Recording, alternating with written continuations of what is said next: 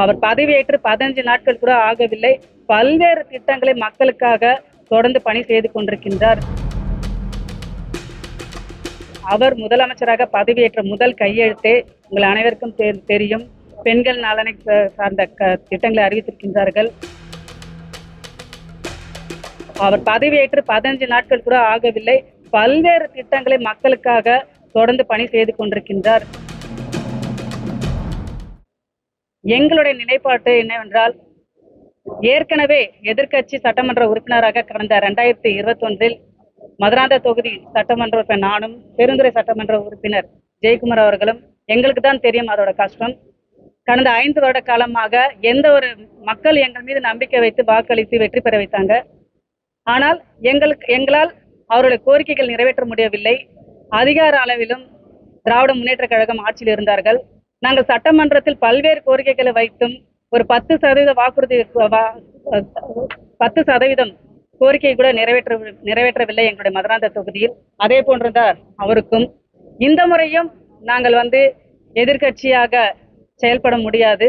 ஏனால் இந்த நடந்து முடிந்த சட்டமன்ற தேர்தல் 2026 நாங்கள் மக்களை சந்திக்கின்ற பொழுது, கடந்த முறையும் நீங்கள் சட்டமன்ற உறுப்பினராக தேர்ந்தெடுக்க போது எதையும் நீங்க செய்யவில்லை, இந்த முறையாவது வெற்றி பெற வைக்கிறோம் நாங்க, நீங்கள் எங்களுடைய கோரிக்கைகள் எல்லாம் நிறைவேற்ற வேண்டும் என்று எங்களிடத்தில் எங்கள் மீது நம்பிக்கை வைத்து என்னுடைய மதுராந்த தொகுதி மக்கள் என்னை வெற்றி பெற வைத்திருக்கின்றார்கள். அவர்களுடைய உணர்வுகளை புரிந்துதான் நாங்கள் இந்த நிலைப்பாட்டை எடுத்திருக்கின்றோம். இது எங்களுடைய தனிப்பட்ட நிலைப்பாடுதான். நாங்கள் சுயநலத்துக்காக எடுக்கவில்லை, சுயமரியாதைக்காகவும் எங்களுடைய தொகுதி மக்களுடைய நலனுக்காகவும் தான் இந்த முடிவை நாங்கள் எடுத்திருக்கின்றோம்.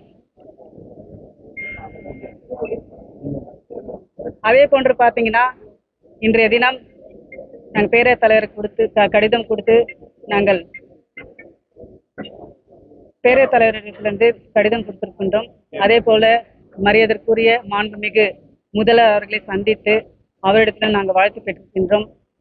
நிச்சயமாக நாங்கள் இந்த நிலைப்பாடு எடுத்திருக்கின்றோம் என்றால், புரட்சி தலைவி அம்மா அவர்கள் உங்களுக்கு தெரியும், எப்பொழுதும் ஆட்சி பொறுப்பில் ஏற்கின்ற பொழுது முதல் கையெழுத்து பெண்களுக்குடைய பாதுகாப்பினும் பெண்கள் நலன் சார்ந்த திட்டங்களை எல்லாம் அறிவிப்பார்கள். அதே போன்றுதான் முதல்வர் அவர்கள், அவர் முதலமைச்சராக பதவியேற்ற முதல் கையெழுத்தே உங்கள் அனைவருக்கும் தெரியும், பெண்கள் நலனை சார்ந்த திட்டங்களை அறிவித்திருக்கின்றார்கள். அதே போன்று பார்த்தீங்கன்னா, இதுக்கு ஒரு படி மேலாக சொல்ல வேண்டும் என்றால், புரட்சி தலைவி அம்மா அவர்களால் கொண்டு வரப்பட்ட அம்மா உணவகத்தை திராவிட முன்னேற்ற கழகம் கடந்த ஆட்சியில் வந்த உடனே மூடிவிட்டார்கள். ஒரு ஏழை எளிய மக்கள் வயிறார சாப்பிடுகின்ற அந்த திட்டத்தை நிறுத்திவிட்டார்கள். ஆனால் மக்கள் எந்த மக்களும் கோரிக்கை வைக்கவில்லை. ஒரு தாய் உள்ளத்தோடு புரட்சி தலைவி அம்மா அவர்கள் கொடுத்த திட்டத்தை அவர்கள் மூடிவிட்டார்கள். ஆனால் நம்முடைய முதல்வர் அவர்கள் பதவியேற்ற தினத்தை அம்மா உணவகம் மீண்டும் அமல்படுத்துவதற்காக அறிவித்திருக்கின்றார்கள். இதையெல்லாம் தான் எனக்கு உணர்வுபூர்வமாக நாங்கள் வரவேற்கின்றோம். அதே போன்று அவர் பதவியேற்று 15 நாட்கள் கூட ஆகவில்லை.